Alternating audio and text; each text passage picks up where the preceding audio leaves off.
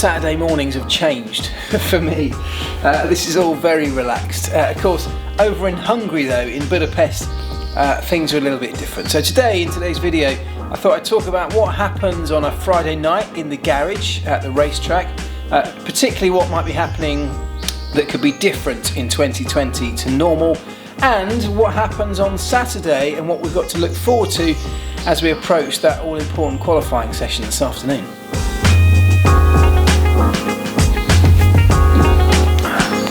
By the way, this is not my house. I'm house sitting and, as you may have just noticed, dog sitting for a couple of extra ones this weekend for a friend of mine. So different location.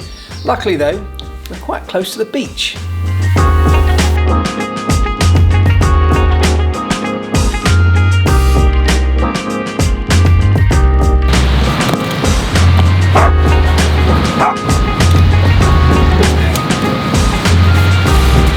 My Friday night, last night, was well chilled. I was feet up on the sofa, I watched a bit of TV, I went to bed.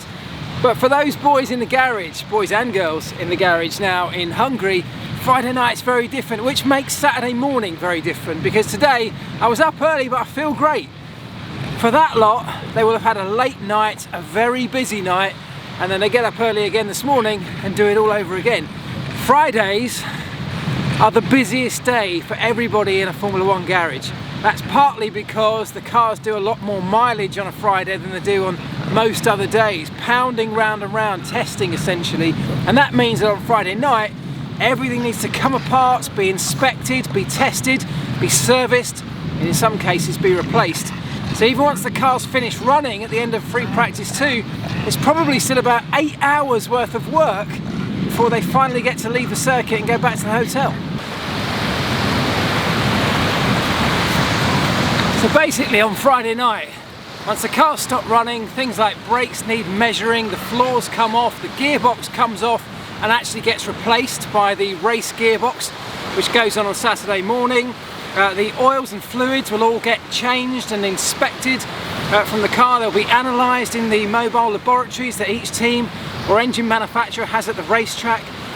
Lots of the carbon components will be visually inspected, but many will be non-destructive tested, NDT'd, which means often using ultrasonic detection methods to look for internal potential failures or fault lines within a component. There's all sorts of methods and things that are going on a Friday night to make sure that when the car goes back together on Saturday morning, or ready for Saturday morning, it's as good as it can be. There'll be a full set down at the end of running, so when the car's finished they'll come back onto the flat patch or the setup scales, the setup patch in the garage. Everything will be measured, taking a picture of what the setup of the car is so it can be noted, and then when everything's been stripped and then rebuilt right at the end of the night, it'll be set up again. So we have a set down and then a set up where everything will be set to the required settings that either it was as it finished on Friday afternoon if everybody's happy, or much more likely with the adjustments or changes that have been decided over the course of Friday night once the driver has had a chance to talk to the engineer and work out which direction they should be going in. So loads and loads of work going on a Friday night. And of course, don't forget, in this day and age, we've got a curfew. And actually for 2020, because of the restrictions on numbers of people, the social distancing that's going on inside garages, many of the jobs are taking longer to do than normal. And for that reason, they have actually reduced the curfew, or reduced the amount of hours that you're not allowed to be at the circuit over the course of Friday night from 9 down to 8, which essentially means 1 hour less sleep for everybody involved.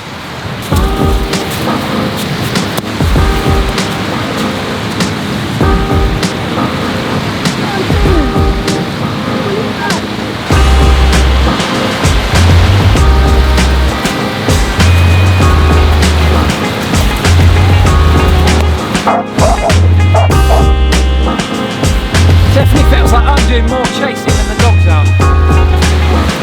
Right, I'm going in.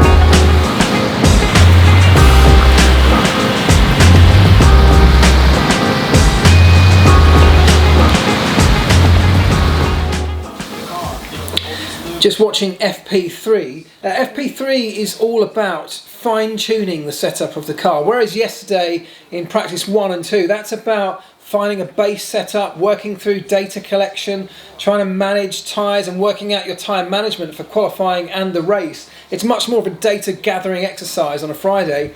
Saturday morning is about fine-tuning the setup. It's about making sure the driver's comfortable, the team are comfortable, making no major changes between now and when they get in for that critical session later on in qualifying.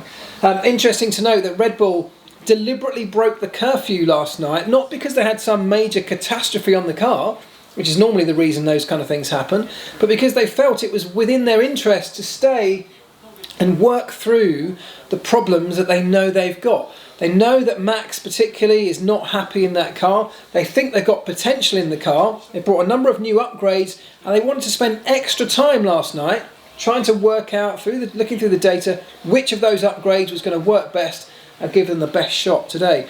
Don't forget, you get 2 curfew breaks per season without penalty, and they strategically chose to take one last night, which was interesting. Well, what a qualifying. Some people in there that you just would have never predicted before the session started. Unbelievable lap from Lewis Hamilton. I mean, smashed the lap record. Both Mercedes, as predicted, would be fast. Racing Point, though, we knew they'd be quick, but that quick? That is going to raise even more eyebrows in the paddock, even more talking points around the protest and beyond the protest about the ethos of the way they've gone about designing their car. It's not really about whether those brake ducts are legal or illegal. That's just a sort of technicality they're basing the protest on. The actual question is, should we be allowing Formula One to progress in the future in this way? Should we be allowing teams to copy the basic designs of other teams? Or should every single competitor, if you want to be called a constructor, design your own from scratch? It's a real difficult one. I don't even know what the answer to this is. I think it's going to be really complex, but the answers to that protest could well shape the future of our Formula One. Anyway, we'll leave that for another video perhaps, as and when we learn more. Let's talk about qualifying though, because great from the Williams, jumping into Q2, brilliant stuff.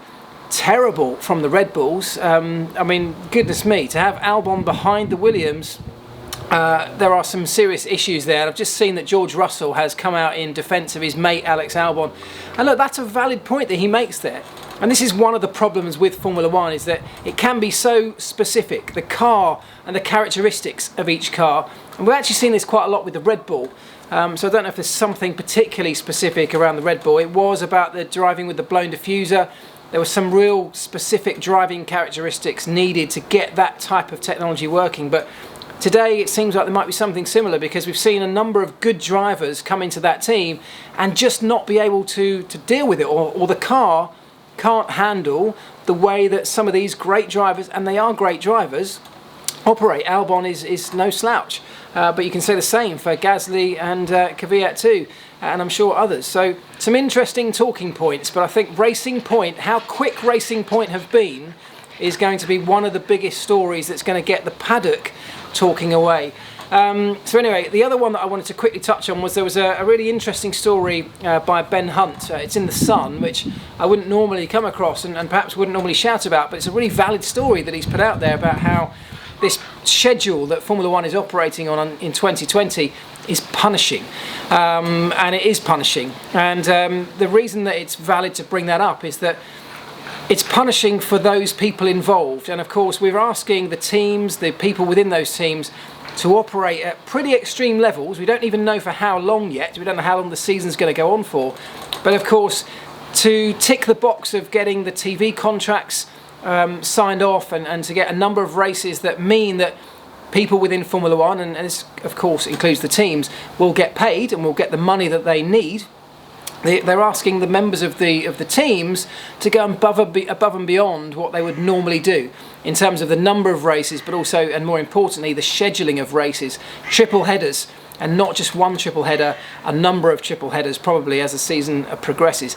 That's hard on everybody. A single race weekend is enough to nearly wipe you out. You know, as a mechanic, as an engineer, when you're inside that garage, you can get home from a race weekend and be absolutely destroyed. You can be broken. because it's not just about the hours or the physical job you're doing, it's the relentless pace and the pressure you're under to get that job done. So if one weekend does that to you, a back-to-back 2 weekends, well, it can really break some people. To do it 3 weekends on the trot and then ask them to do that again after just 1 weekend off is really, really tough. And this is going to be a test of not just the individuals and how they all manage that, how they all cope with that on a personal level, but of the teams and how they manage the people within those teams, because they can't just start rotating people. No one's got enough people to do that. Certainly not the smaller teams, but not even really the big teams. So it's a case of trying to find ways to manage the health, the well-being, the mental health, the state of mind as much as the physical side for those people involved. So a really valid story by Ben Hunt. Go and check it out. You can find it on his Twitter if you want to go and read it. But interesting, and I think it's going to be really interesting to follow as the season goes on, because as he mentions in the piece, and I know this from talking to a lot of people who are really unhappy about what they're being asked to do, they understand the reasons they're being asked to do it, but they're unhappy about it because the personal sacrifice they're having to make, not just, as I say, on a race weekend, but leaving their families for so long, not being able to go home, when I happen to know that quite a lot of people from within that paddock went home in between the 2 Austrian Grand Prix. You know, it was about 2 drivers, the ones that got mentioned in most of the media coverage, Bottas and Leclerc, but the reality is quite a lot of people, certainly from a management level, from a lot of teams, went home.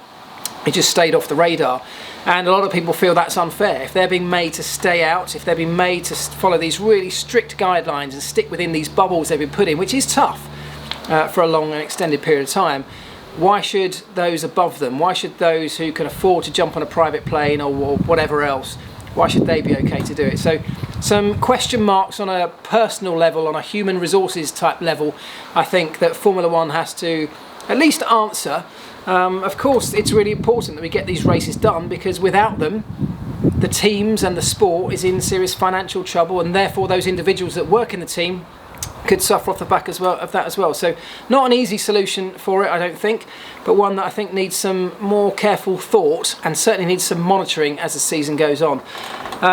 Anyway, there we go. That is the way that the day has gone, and I am now really looking forward to the race. Looking like a one-stopper, but those guys who qualified on the medium tyre, so certainly those at the front, looking strong for tomorrow. The weather could obviously play a part, but if it stays dry, and it's likely to be warmer than it was today, really cold temperatures for Hungary today, those on the medium tyre look like they have a serious advantage. A one-stopper probably stopping somewhere around lap 35, somewhere like that, and switching onto the soft tyre, maybe lap 40, somewhere in that range. Switching onto the top soft tyre, that's the fastest way through. The second fastest strategy is actually a two-stopper. Couple of stints on the soft and then switching to the medium. Unlike Austria, where we had exactly the same tyre range, the temperatures made such a difference that actually it was the hard tyre that was the preferred race tyre, wasn't it? If you recall, for the second stint for most people in Austria.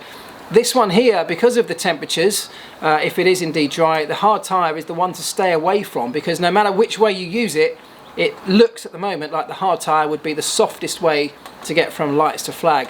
So a couple of interesting strategies. There will be some mixing up of strategies which can spice up the race, and of course there's always a threat of rain. So I can't wait. I hope you can't too. Wherever you are watching it from, whatever you're doing, enjoy it, and I'll be back, if not before, definitely on Monday for another live Ask Elvis. And if you've got any questions over the course of today or tomorrow you want answering, fire them in on whatever platform you like, here on YouTube, on Twitter or on Instagram, but just make sure you use hashtag Ask Elvis, because that's how I search for them all on a Monday. And I'll see you live and direct, probably right from here somewhere, on Monday evening at 9 PM. Have a great one, folks. Enjoy the race. Ta-da. Oh, I should just say, to finish off, as I started on that trip this morning, Saturday, as opposed to Friday being the longest and hardest day, Saturday for a Formula One team is actually probably the easiest and certainly the shortest day, because the curfew kicks in on a Saturday night. The cars are now in parc fermé conditions from the moment they rolled out the garage at the start of qualifying. They can't really do very much to them. So at the end of qualifying, they come back to the garage, they do pop them up in the air, they take the wheels off, they take the brake ducts off, they have a look at everything, they can inspect pretty much whatever they want. The floor comes off, they have a good look around, a clean up, make sure there's nothing obviously wrong, and then they put it all back together under supervision of an FIA scrutineer who's there just to be sure no one's changing any bits under the part fermé conditions, and then it all goes back together. And whereas we used to take them down to a part fermé garage, now of course it's all done inside the team's garage. They get the covers put on, the seals are put on those covers by the FIA scrutineers, and then the teams are stuck. They can't do anything with it anymore, and they have to go back to the hotel. So that's one of the best rules that was ever brought into Formula One. The guys in the garage love it. It gives them a very well-deserved break. But of course, for those, certainly the British folk, of who there are lots in the Formula One paddock this week in Budapest, they can't go out, they've got to stay in their hotel. So not quite the freedom to go and enjoy the brilliant city of Budapest that they already have.